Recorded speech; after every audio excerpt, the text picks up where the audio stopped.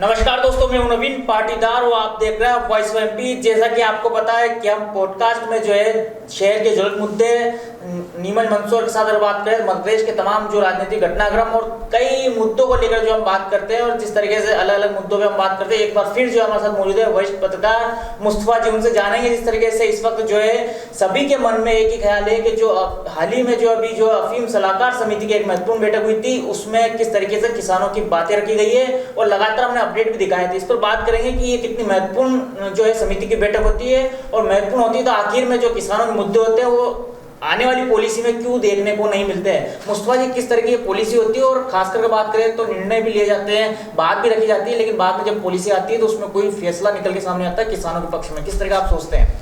देखिए नवीन, सबसे पहले जो तमाम दर्शक इस समय वॉइस ऑफ एमपी से जुड़े हैं उनको मैं प्रणाम करता हूँ, शत नमन करता हूँ।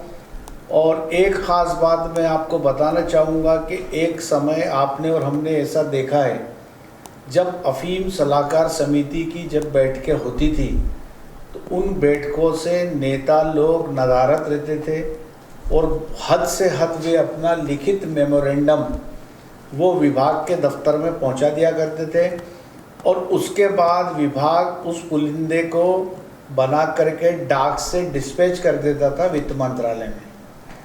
कहीं पे ये खबर नहीं छपती थी कि अफीम सलाहकार समिति की बैठक हुई, ना किसी को पता चलता था।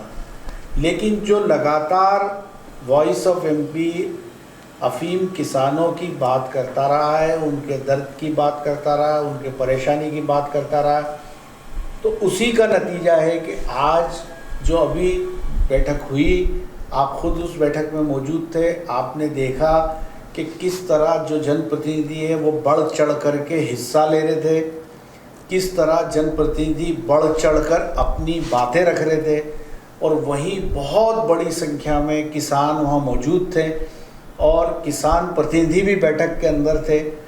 और आपने ये भी देखा कि किस तरह से जो जनप्रतिनिधि है, जो विधायक है, सांसद है, राज्यसभा सदस्य है, वो तमाम लोग मीटिंग के बाद मीडिया से मुखातिब होना चाहते थे, ये बताना चाहते थे कि वो किसानों के पैरोकार है, किसानों के हक में बात करते हैं।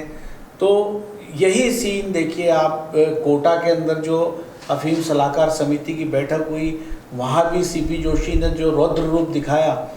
तो कुल मिलाकर के मुद्दे की बात यह है कि मालवा मेवाड़ के इस अंचल में वॉइस ऑफ एमपी ने जो किसानों के हक को की आवाज़ को बुलंद किया और लगातार जो ज़मीन पे मुद्दे थे, जो हकीकत थी, जो किसानों की बेबसी थी, लाचारी थी, उसको हमने जिस तरह से सरकारों के सामने रखा, तो आज धीरे धीरे उन मुद्दों पे बात होने लगी, उन मुद्दों पे उस पे क्रियान्वयन की शुरुआत होने लगी।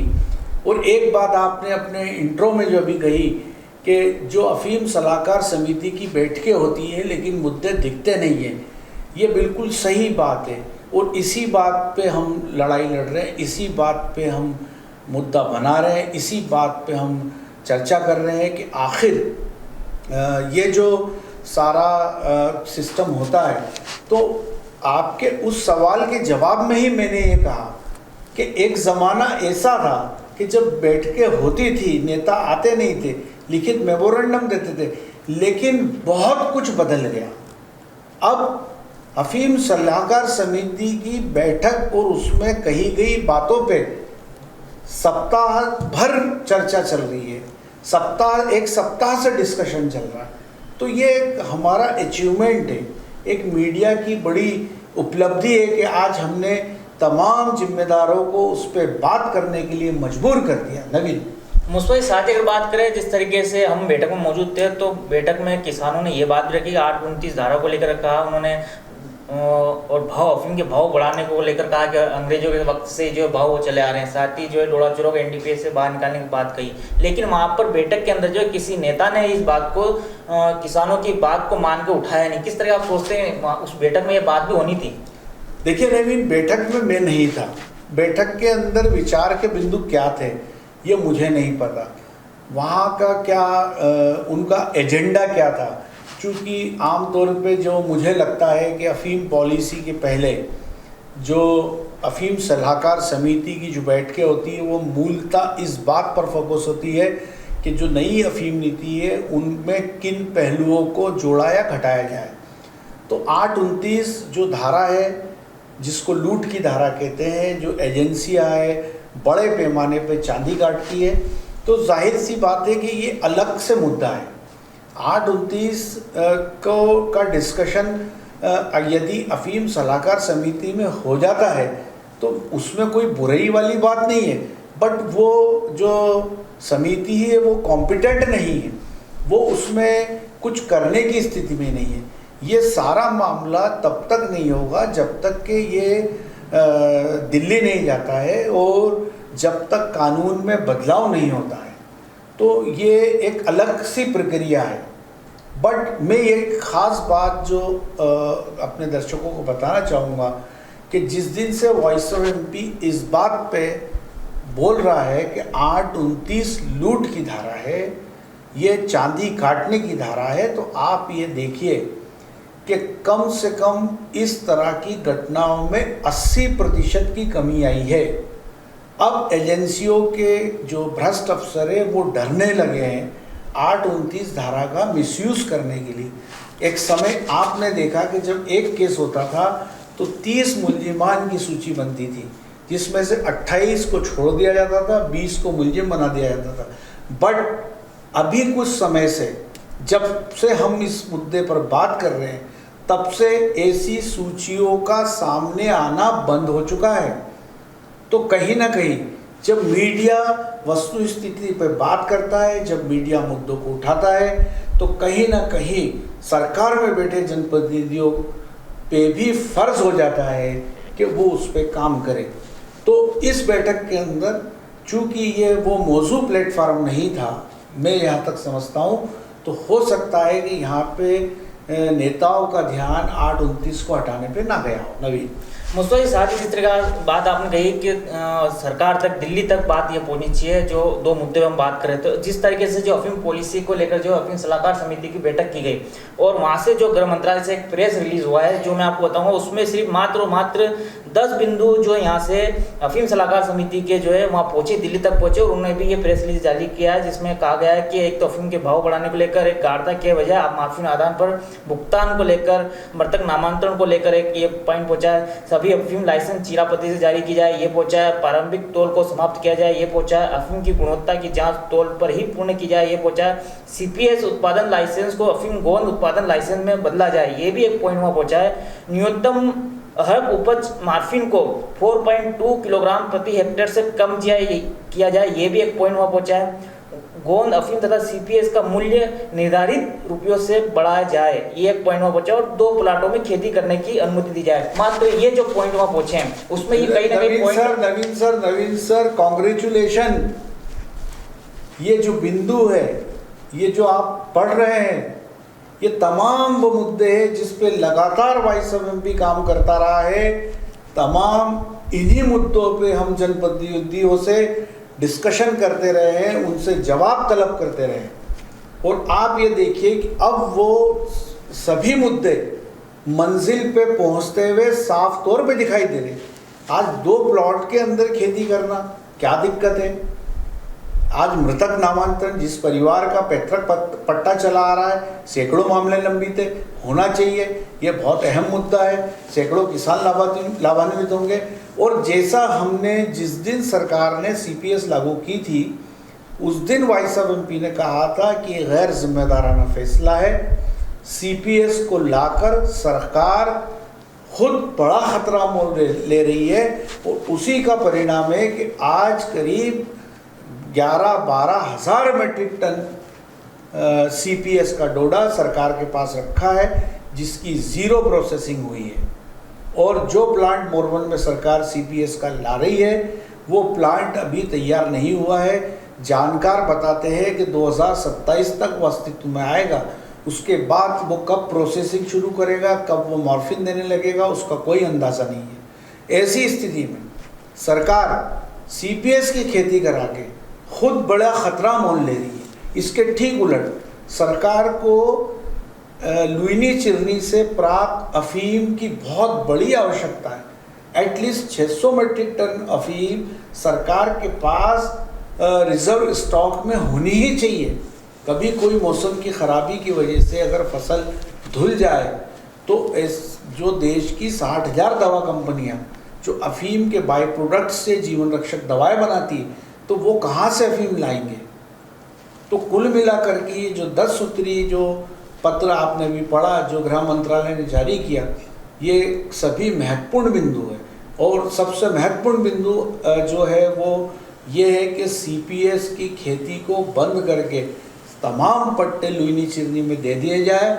और मालवा मेवाड़ के तमाम किसान लगातार ये बात कर रहे थे। यहाँ तक कि जो भारतीय जनता पार्टी के सीनियर लीडर है, चाहे वो यशपाल जी सिसोदिया हो, चाहे बंशीलाल जी हो, वो तमाम लोग ये कहते रहे हैं कि बिना प्रैक्टिकल के सरकार को सीपीएस पद्धति लागू करनी ही नहीं थी।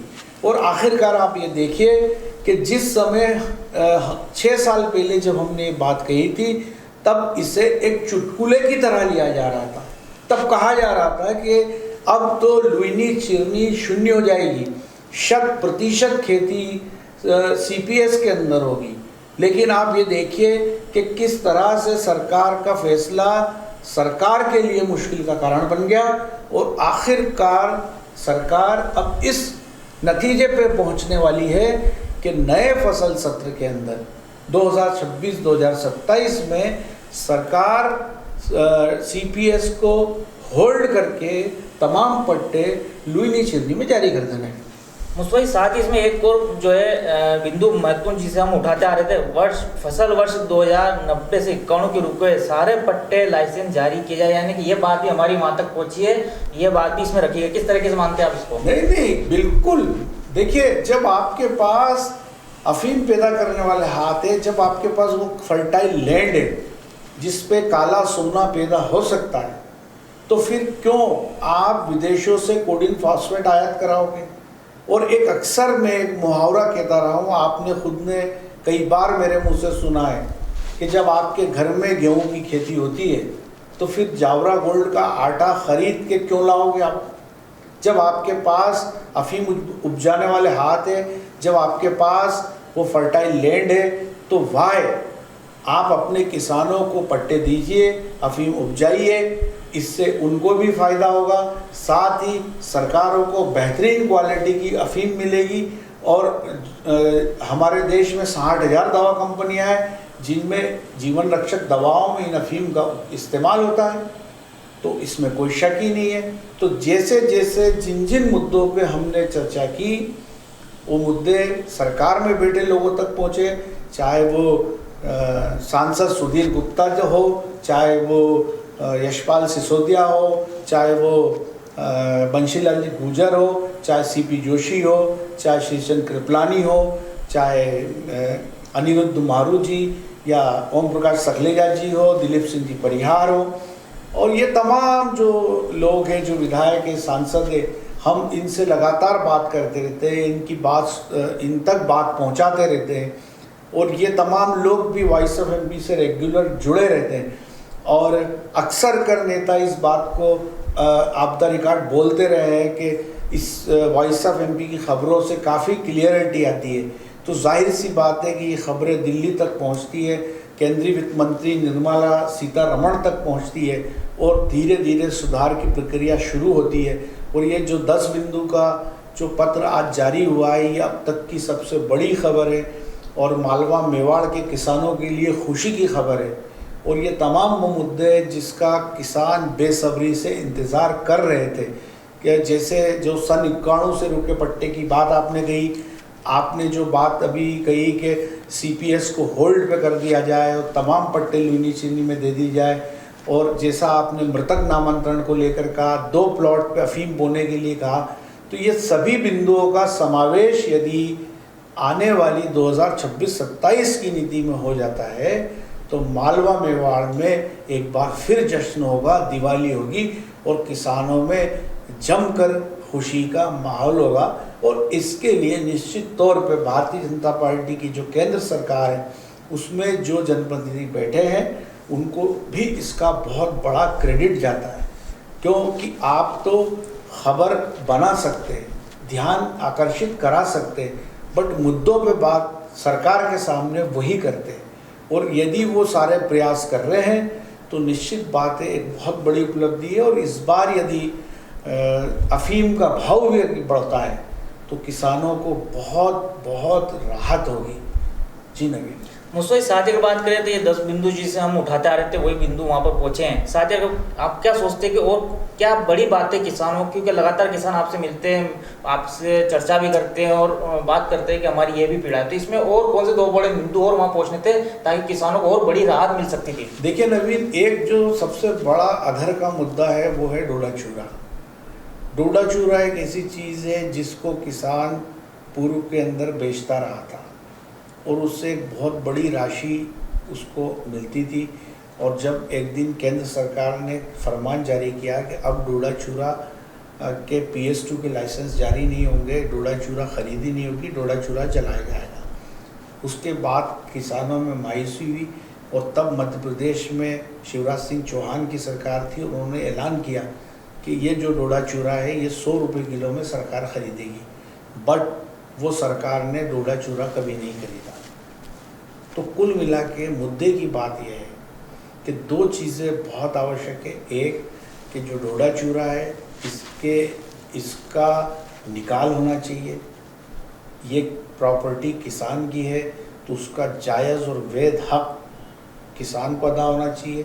डोडा चूरा के अंदर यदि NDPS के तय प्रावधानों से कम मॉर्फिन परसेंटेज है तो उसे डोडा चूरा से बाहर, उसे NDPS एक्ट से बाहर कर देना चाहिए, ताकि जो लाखों बेकसूर लोग, जिन्हें मैं बेकसूर इसलिए कह रहा हूँ कि ये अलग अलग मोर्चों पे ये चीज़ साबित हो चुकी है कि डोडा चूरे के अंदर जो मॉर्फिन का कंटेंट है वो NDPS के तय प्रावधानों से कम है।